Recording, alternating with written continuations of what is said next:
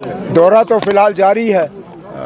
6 बजे तक polling booths जो हैं वो खुले होंगे और उम्मीद की जा रही है कि ज़्यादा से ज़्यादा वोटर जो हैं अपने वोट का इस्तेमाल करें और अपनी आवाज़ यहाँ से हिंदुस्तान के उस सबसे बड़े ऐवान में पहुँचाएँ, यही उम्मीद है।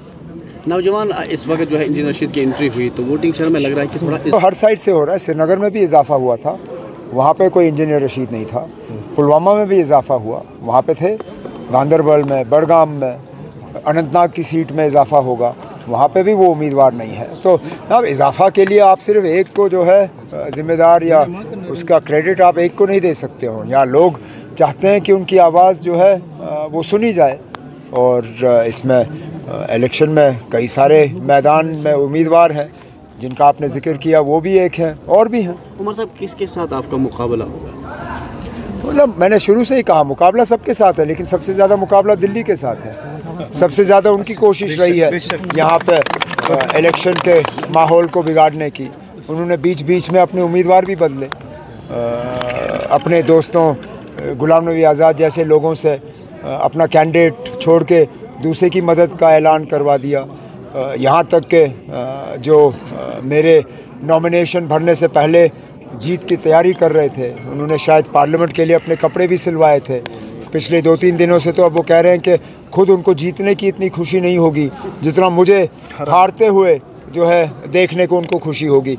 अब ऐसा उम्मीदवार जो खुद जीतने के लिए ना लड़ रहा हो, वो उम्मीदवार किस काम का?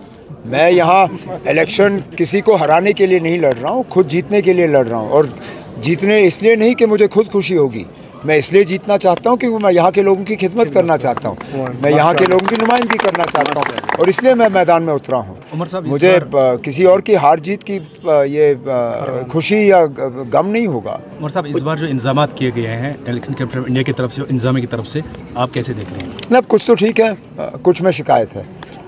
कुछ जगहों पे हमने पोलिंग बूथ ऐसी जगहों पे देखे जहां वोटरों को पहुंचना मुश्किल हुआ और मुझे लगता है इलेक्शन कमीशन को इसके बारे में दोबारा सोचना होगा, क्योंकि इससे पहले हालात को लेके ये एक बहाना बनता था और पोलिंग बूथ्स को जो है कंसोलिडेट किया जाता था। लेकिन इस बार मैंने देखा कि अब कुछ ऐसे पोलिंग बूथ्स हैं जो मेन हाईवे से 1-1.5 किलोमीटर अंदर हैं और फिर पोलिंग बूथ के मतलब वोटरों से गुजारिश की जाती है कि वो 1.5-2 किलोमीटर पैदल चल के पोलिंग बूथ तक जाएं।